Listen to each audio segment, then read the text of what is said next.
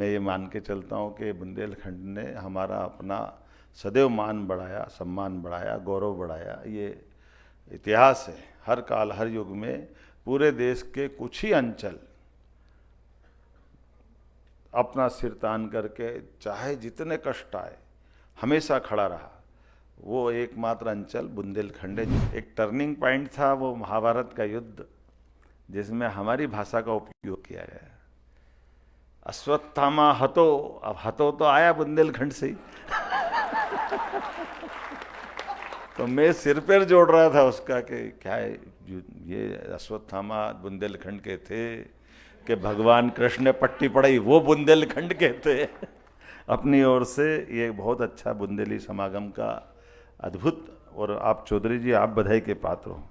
सचिन जी के लिए जोरदार अभिनंदन करें मेरी अपनी ओर से। आप जो जो सरकार आपके माध्यम से आपके साथ है, जो बौछार में गिराओगे सब मिलेगा। बुंदेली बौछार के आज के इस अद्भुत रस भरे कार्यक्रम में आप सबका स्वागत है, अभिनंदन है। आपको प्रणाम भी कर रहा हूँ और आपकी भावना का भी बुंदेली समागम में समाविष्ट करते हुए मेरी आत्मीयता भी आपके साथ बांटना चाह रहा हूँ। मुझे इस बात की प्रसन्नता है, हमारी बोली की यात्रा भाषा पे आके समाप्त होती है और बोली और भाषाओं के बीच उसकी अपनी गौरवशाली विरासत होती है। आज के इस बुंदेली समागम के मंच पर अभी अभी यशस्वी मंत्री श्रीमान प्रहलाद जी पटेल बड़े भैया ने बहुत अच्छे से बात की। एक बार उनका वंदन है, अभिनंदन है। यद्यपि मंत्री बैठे हैं लेकिन मैं माननीय मुकेश नायक जी का अभिनंदन करना चाहूँगा। माननीय मुकेश जी नायक हमारे बहुत वरिष्ठ नेता हैं, विधायक हैं, कई सारी जवाबदारियों को बहुत अच्छे से निर्वहन की है। माँ सरस्वती की उनके पर कृपा भी है। इस अवसर पर हमारे यशस्वी मंत्री लखन पटेल जी भी हैं, मैं आपका भी स्वागत करता हूँ, अभिनंदन करता हूँ। एक और मंत्री, बुंदेलखंड की धरा देखो हमारी, अब ये थोड़ा सा कठिन भी जाता बोलना लेकिन बोल ही देता हूँ।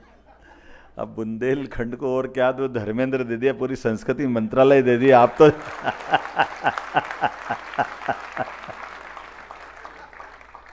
कहा हम अपनी पूरी मध्य प्रदेश की गौरवशाली विरासत के मुकुटमणि बना करके हमने संस्कृति पर्यटन का पूरा काम धर्मेंद्र को दिया। धर्मेंद्र जी लगातार अपनी बुंदेली भाषा का पुट लिए जब भी कोई भी मंच रहता है वो आपके राजदूत बन के ही जाते हैं, उसी तरह से बात करते हैं। उनकी भाषा, उनका लहजा, उनके अपने तरीके, और अच्छा भी लगता है।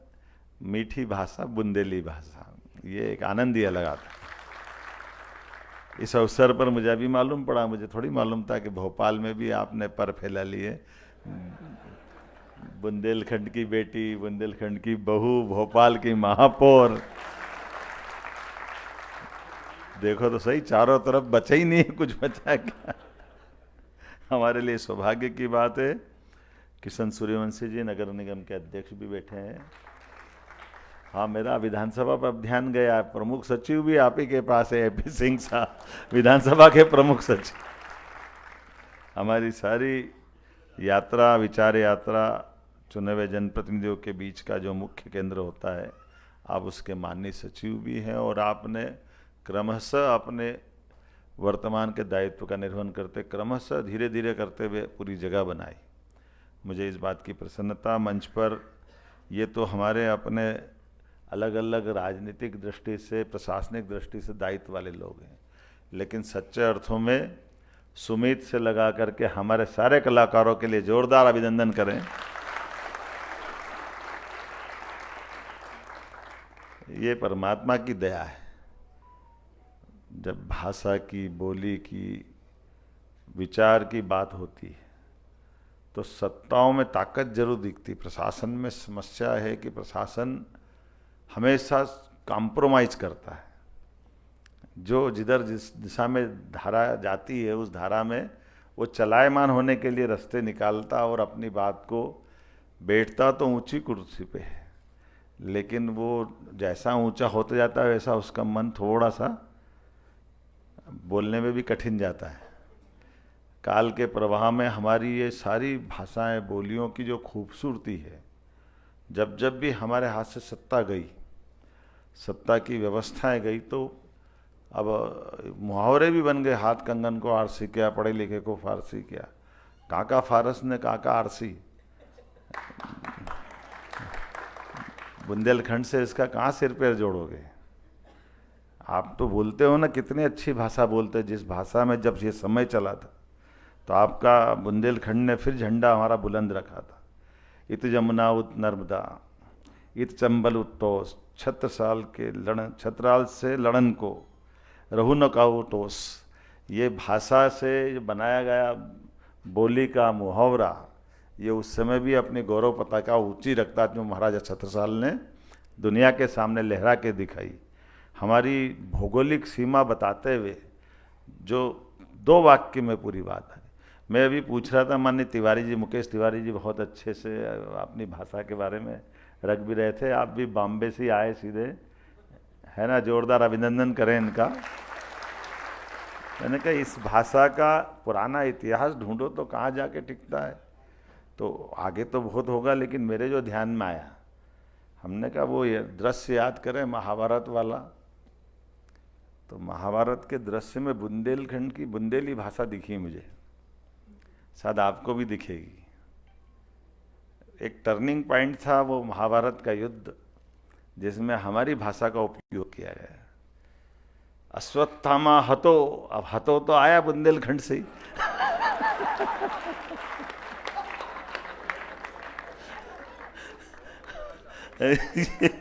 ये हतो शब्द तो, और मजे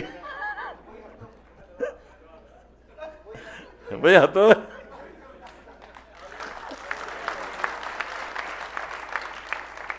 तो मैं सिर पैर जोड़ रहा था उसका कि क्या है ये अश्वत्थामा बुंदेलखंड के थे कि भगवान कृष्ण ने पट्टी पढ़ाई, वो बुंदेलखंड के थे। बात तो भगवान कृष्ण ने समझाई थी कि ऐसा इसका अर्थ निकालना और ये बुलवा लेना।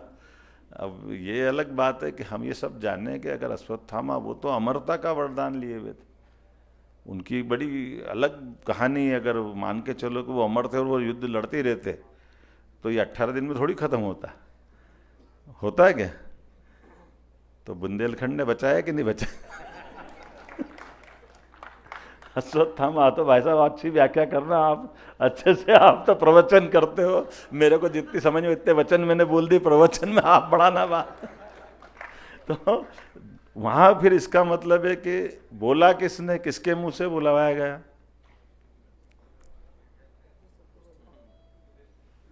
और युधिष्ठिर तो धर्मराज है, युधिष्ठिर की भाषा आ रही है, युधिष्ठिर बोल रहे हैं और द्रोणाचार्य समझ रहे हैं और समझाने वाले श्री कृष्ण हैं। तो ये उस समय की भाषा कौन सी थी?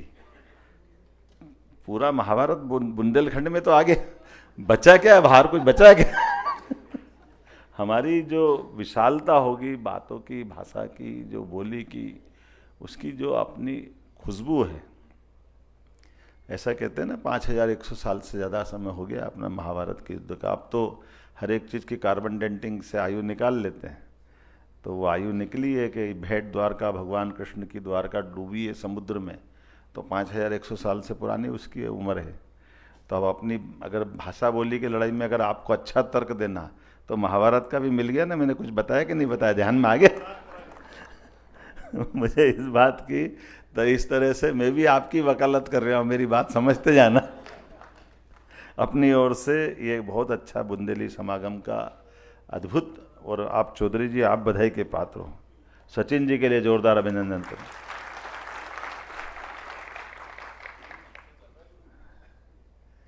बीज के नष्ट होने से वृक्ष की उत्पत्ति होती है।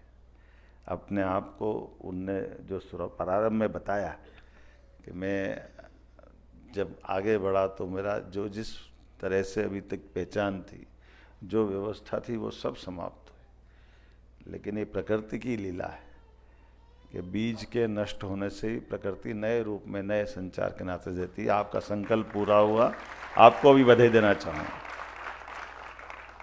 और अब चूंकि बात इतनी है कि आप सबका आनंद लेना और बीच में विज्ञापन की तरह हम लोग अपनी बात करे जा रहे हैं, लेकिन मैं ये मान के चलता हूँ कि बुंदेलखंड ने हमारा अपना सदैव मान बढ़ाया, सम्मान बढ़ाया, गौरव बढ़ाया। ये इतिहास है, हर काल हर युग में पूरे देश के कुछ ही अंचल अपना सिर तान करके चाहे जितने कष्ट आए हमेशा खड़ा रहा। वो एकमात्र अंचल बुंदेलखंड है जिसने हर बार, हर युग में, हर समय कोई कम नहीं पड़ता है। 500वीं जन्म शताब्दी चल रही है हमारी रानी की, 500वीं। कुल 700 साल का ये खराब समय निकालो, बाकी तो 150-200 साल कांग्रेजों के निकाल दो। उस 500 साल में एक ऐसी वीर बेटी खड़ी होती बुंदेलखंड की, रानी दुर्गावती, जो 50 युद्ध लड़ती, 50 और 50 के 50 युद्ध जीतती है। इससे बड़ा क्या कोई पराक्रम हो सकता। वो तो नई टेक्नोलॉजी को अपनाने में अपने देश की जो कठिनाई है, थोड़ी कठिनाई का वो उनका भी हिस्सा बना, और कुछ बनी बनाई मर्यादा और मान्यताओं के आधार पर भी हम थोड़ी गलती कर लेते हैं। वो गलती उस दौर में भी, अन्यथा रानी दुर्गावती को हराना असंभव था। तोप का प्रयोग हुआ, रानी दुर्गावती के पास तोप नहीं थी, ये टेक्नोलॉजी की लॉस था। लेकिन जो उनकी बुद्धि थी, उनने एक राजधानी दूसरी राजधानी बदल करके कहाँ से कहाँ पहुँची। और उससे बड़ा एक निर्णय उनका और भी था, जिसमें उन्होंने कहा था अपने सारे सेना नायकों से कि युद्ध में तोप का उपयोग दुश्मन कर रहा है और अभी तोप नीचे है, ये रात में ऊपर चढ़ा लेगा, इसलिए रात का युद्ध होना चाहिए, सूर्यास्त में बंद मत करो। लेकिन मैं बड़े दुर्भाग्य के साथ कहना पड़ा, ये बनी बनाई व्यवस्था हमारी रहती है। अरे सूर्यास्त हो गया, अपनी परंपरा नहीं, क्यों करना चाहिए, कल देखेंगे, अपन आप कोई युद्ध हारे ही नहीं आज तक, क्या फ़ायदा है। रानी ने बहुत समझाया लेकिन माने नहीं, ये उस समय की गलती थी। और उसका परिणाम ये रहा कि दूसरे दिन तोप ऊपर पहुंच गई और रानी रणचंडी, दुर्गा, पता नहीं क्या क्या उनको बहुत बड़े बड़े उपमाएं दी थी। लेकिन दुर्भाग्य से जो उनने कहा था वो सिद्ध हुआ। लेकिन ये और बड़ी बात थी कि हमारी वीरांगना ने जो झांसी में करके दिखाया, खूब लड़ी मर्दानी, वो तो झांसी वाली ने कौन से दौर में छूट रही आपकी बात। बुंदेले हर बोलो के मुंह, हमने सुनी कहानी थी, खूब लड़ी मर्दानी, वो तो अब कहाँ से पकड़ो, कहाँ आला उदल में चले जाओ, मरे के नीचे जिंदे घुस गए। युद्ध कैसा होता है वीरांगना, वीरों का युद्ध कैसा होता है, डर धमक क्या होती। आला उदल को पढ़ो तो आपका दिमाग काम नहीं कर, रोम रोम रोमांचित हो जाए। कोई कैसे युद्ध करता है, भयंकर युद्ध की विकरालता, उसकी विविधता कैसी होती है, क्या आनंद लाए। पर मुझे तो आज लगा कि सब कुछ सुनने आया हूँ। मेरी अपनी ओर से आप जो सरकार आपके माध्यम से आपके साथ है, जो बौछार में गिराओगे सब मिलेगा, जैसी आपकी इच्छा है। और हमारी तो अभी मैं आ ही रहा हूँ 4 तारीख को, और बहुत जल्दी माननीय मोदी जी ने भी इतना बड़ा काम किया बुंदेलखंड के लिए। ये जो हमारी दुनिया का पहला नदी जोड़ो अभियान, केन बेतवा लिंक योजना, अद्भुत काम करेगी इसके माध्यम से। आप सबसे भी निवेदन है 2-3 चीज़ों पर ध्यान देना।